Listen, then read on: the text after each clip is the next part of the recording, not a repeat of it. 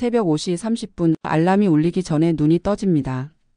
12년째 반복되는 하루가 시작되는 순간이에요. 저는 댈러스에서 네일샵을 운영하는 김미선입니다. 올해 55세가 되었고 2012년에 가족 이민으로 이곳에 왔어요. 그때 제 나이가 43세였으니 인생의 절반을 한국에서 나머지 절반을 미국에서 살고 있는 셈이죠. 화장실에서 세수를 하며 거울을 봅니다. 언제부터인가 눈가에 주름이 깊어졌고 머리카락 사이사이 하얀 것들이 늘어났어요.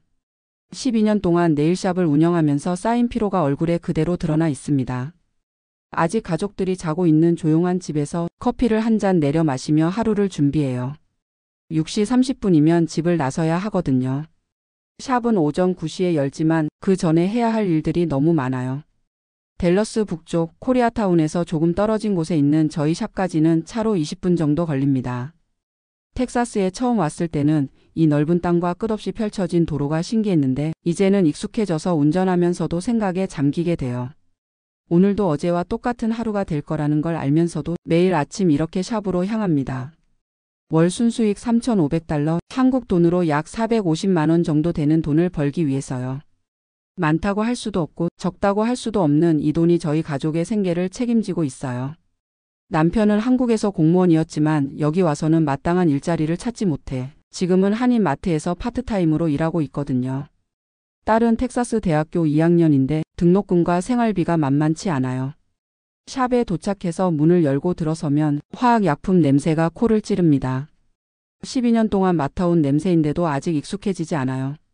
매일 이 냄새를 맡으며 일하는 게 몸에 좋을 리 없다는 걸 알면서도 달리 선택할 수 있는 게 없으니까요.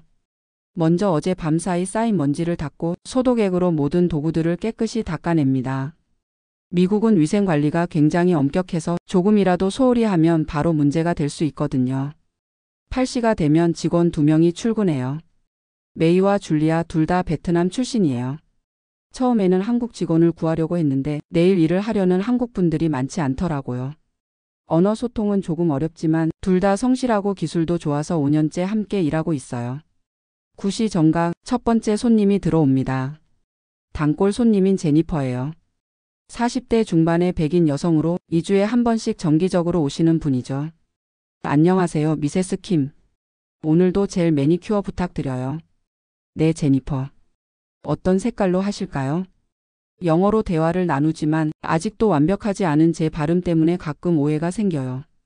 12년 동안 살았는데도 영어는 여전히 어려워요. 특히 손님들과 대화할 때는 더욱 조심스럽죠. 제니퍼의 손톱을 정리하면서 생각합니다. 한국에 있을 때는 손톱에 이렇게 신경 쓰는 사람이 별로 없었는데 미국 여성들은 네일을 정말 중요하게 생각해요. 2주에 한 번씩 $30에서 $50씩 쓰면서 네일을 받는 걸 당연하게 여기죠. 처음 이 일을 시작할 때는 신기했어요. 한국에서는 간호사로 일했거든요. 20년 동안 병원에서 환자들을 돌보는 일을 했는데 미국에 와서는 간호사 자격증이 인정되지 않았어요. 다시 공부해서 자격증을 따려면 몇 년이 걸릴 것 같았고 나이도 있었고 영어도 부족해서 포기할 수밖에 없었죠. 그때 한인 친구가 네일샵을 추천해 줬어요. 미선이, 내가 꼼꼼하고 손재주도 좋으니까 네일샵 어때? 기술 배우는 것도 그리 어렵지 않고 여기서는 꽤 괜찮은 수입을 올릴 수 있어. 처음에는 망설였어요. 간호사였던 제가 네일샵을 한다는 게 좀 부끄럽기도 했고 과연 잘할 수 있을까 싶기도 했거든요. 하지만 현실적으로 다른 선택이 없었어요. 2012년 9월 댈러스 네일 아카데미에 등록했습니다. 6개월간 이론과 실기를 배우며 라이센스를 땄어요. 수업료만 $3,000였는데 그때 저희에게는 굉장히 큰 돈이었죠. 라이센스를 딴 후에는 다른 네일샵에서 6개월 정도 일하며 경험을 쌓았어요. 하루 10시간씩 서서 일하는 게 정말 힘들었어요. 발이 퉁퉁 부어서 집에 가면 물에 발을 담그고 있어야 했죠. 그래도 기술을 익히고 미국 손님들의 취향을 파악할 수 있는 시간이었어요. 미국 손님들은 한국 손님들보다 훨씬 까다로워요. 조금이라도 마음에 들지 않으면 바로 컴플레인을 하거든요. 처음에는 그런 문화에 적응하기가 어려웠어요. 2013년 3월 드디어 제 샵을 열었습니다. 댈러스 북쪽 플레이노와 가까운 작은 쇼핑센터 안의 공간이었어요. 월 임대료 $2,800에 보증금 $8,400 그리고 인테리어 비용까지 합쳐서 초기 투자금이 $50,000 정도 들었어요. 한국에서 가져온 전 재산을 다 쏟아부은 셈이었죠. 남편과 밤새 고민했어요. 여보, 만약에 이게 실패하면 어떻게 하지? 그래도 해봐야지. 지금 이 상황에서 다른 방법이 있어? 첫날 손님이 한 명도 오지 않았을 때의 절망감을 아직도 기억해요. 둘째 날, 셋째 날도 마찬가지였죠. 광고를 해야겠다 싶어서 지역 신문에 작은 광고를 냈어요. 그랜드 오픈 스페셜 매니큐어 $15. 일주일 후 첫 번째 손님이 오셨어요. 60대 백인 할머니였는데 손톱을 정리해 드리면서 떨렸던 기억이 나요. 혹시 마음에 들어하지 않으면 어떻게 하나 싶어서요. 다행히 그분이 만족해 하시면서 팁까지 주셨어요. $5짜리 팁이었는데 그게 그렇게 고마울 수가 없었죠. 천천히 입소문이 나면서 손님들이 늘기 시작했어요. 한 달 후에는 하루 평균 5명 정도, 석 달 후에는 10명 정도의 손님이 오게 되었죠. 하지만 순탄하지만은 않았어요. 처음 1년은 정말 힘들었거든요. 매출은 하루 평균 $300 정도였는데 여기서 임대료, 전기세, 재료비, 그리고 제가 고용한 파트타임 직원 급여까지 빼고 나면 제게 남는 건 정말 얼마 안 되었어요. 월 순수익이 $1,500 정도였을 때는 정말 막막했어요. 한국에서 간호사로 일할 때 월급보다도 적었거든요. 게다가 하루 종일 서서 일해야 하니까 몸도 너무 힘들었고요.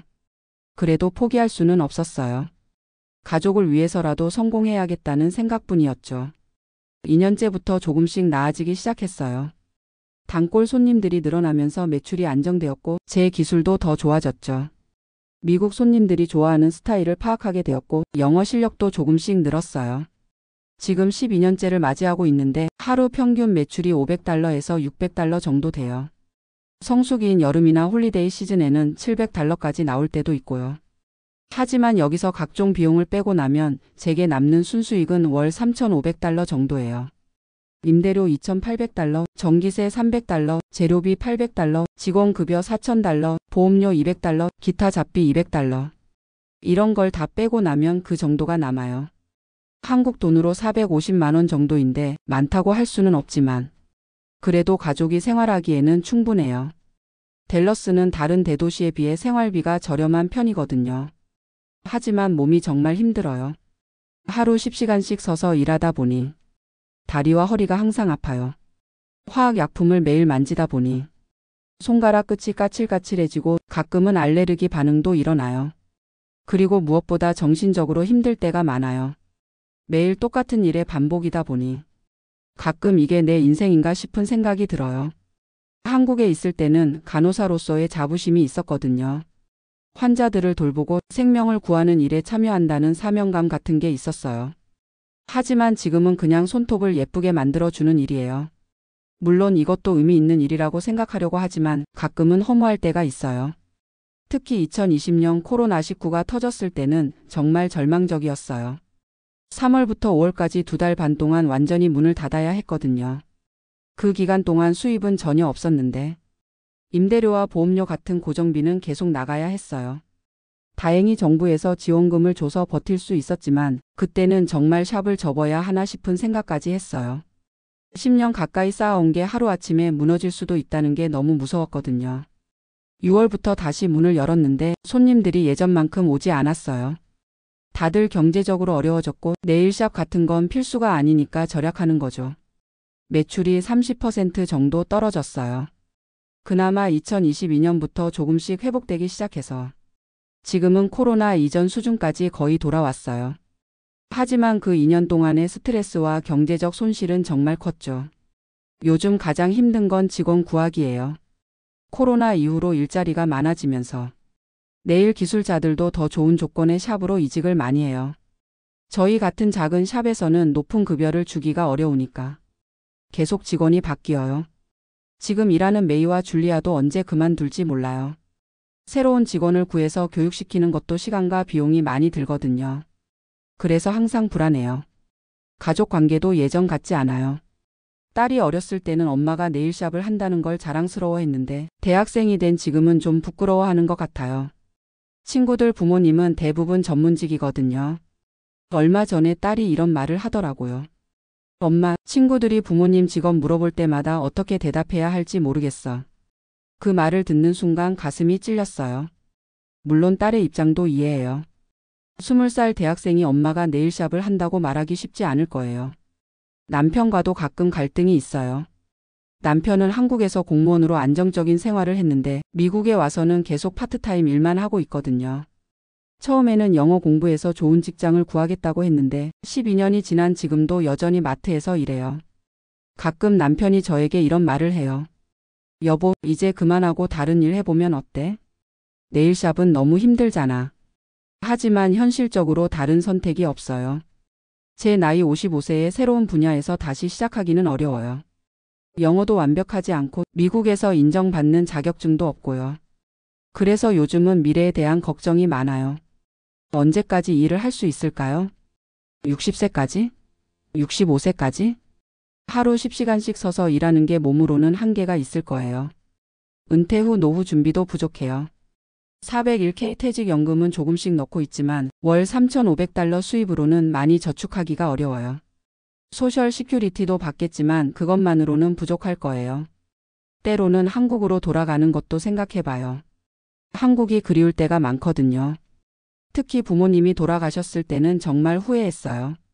마지막 몇 년을 함께 보내지 못한 게 너무 아쉬웠죠. 하지만 이제 와서 한국으로 돌아가기도 쉽지 않아요. 딸은 여기서 대학을 다니고 있고 졸업 후에도 미국에서 살고 싶어 해요. 12년 동안 쌓아온 생활 기반을 포기하기도 어렵고요. 그래도 후회는 하지 않으려고 해요. 적어도 딸에게는 더 나은 환경과 기회를 제공해 준 것 같거든요. 한국에 있었다면 경험할 수 없었을 것들을 경험하며 자라고 있어요. 영어도 완벽하고 국제적인 감각도 있고 무엇보다 자신감이 있어요. 네일샵도 나름의 보람이 있어요. 단골 손님들이 저를 찾아와 주시고 미세스 킴 손은 마법의 손이야 라고 말해 주실 때는 뿌듯해요. 결혼식을 앞둔 신부가 와서 인생에서 가장 중요한 날인데 미세스 킴께 맡기고 싶어요 라고 할 때는 정말 감동받기도 해요. 지난주에는 5년 전에 제가 네일을 해준 신부가 이번에는 어린 딸과 함께 왔어요. 엄마 네일을 해준 분이 바로 미세스 킴이야 라고 딸에게 소개하더라고요. 그런 순간들이 있을 때는 이 일을 계속 해나가야겠다는 생각이 들어요. 요즘은 온라인 마케팅도 신경 쓰고 있어요. 인스타그램과 페이스북에 제가 한 네일 사진들을 올리고 손님들 리뷰도 관리하고 있거든요. 딸이 도와줘서 소셜미디어 마케팅을 배우고 있어요. 젊은 손님들은 대부분 온라인으로 네일샵을 찾아보거든요. 리뷰가 좋지 않으면 손님이 안 와요. 그래서 항상 최선을 다해서 서비스하려고 노력해요. 앞으로의 계획은 일단 딸이 대학을 졸업할 때까지는 계속 이 일을 하는 거예요. 5년 정도 더 버티면 딸도 취직해서 독립할 수 있을 거고 그때쯤 되면 제 인생의 다음 단계를 생각해 볼 수 있을 것 같아요. 혹시 건강이 허락한다면 70세까지도 일할 수도 있어요. 미국에는 70대에도 일하는 분들이 많거든요. 물론 지금처럼 하루 10시간씩은 못하겠지만 파트타임으로라도 계속할 수 있지 않을까 싶어요. 때로는 힘들고 후회스러울 때도 있지만 이민을 온 것 자체는 잘한 선택이었다고 생각해요. 적어도 딸에게는 더 넓은 세상을 보여줄 수 있었으니까요. 오늘도 하루가 끝나가네요. 오후 7시 마지막 손님을 배웅하고 문을 닫습니다. 하루 매출을 정리하고 내일 예약을 확인하고 샵을 정리하면 집에 갈 시간이에요. 집으로 가는 차 안에서 라디오를 틀면 한국 음악이 나와요. 댈러스에도 한국어 라디오 방송이 있거든요. 고향의 노래를 들으며 하루의 피로를 달래요. 집에 도착하면 가족들이 기다리고 있어요. 엄마 오늘 어떻게 됐어? 딸이 물어보면 그냥 평소와 같았어라고 대답해요. 저녁을 먹고 설거지를 하고 샤워를 하고 나면 하루가 정말 끝나요. 내일도 똑같은 하루가 기다리고 있지만 그래도 희망을 잃지 않으려고 해요. 댈러스 네일샵 운영 12년 쉽지 않은 길이었지만 앞으로도 계속 걸어가야 할 길이에요. 월 3,500달러라는 현실적인 수입으로 가족을 지키며 살아가는 것, 그것이 지금 제게 주어진 삶이니까요.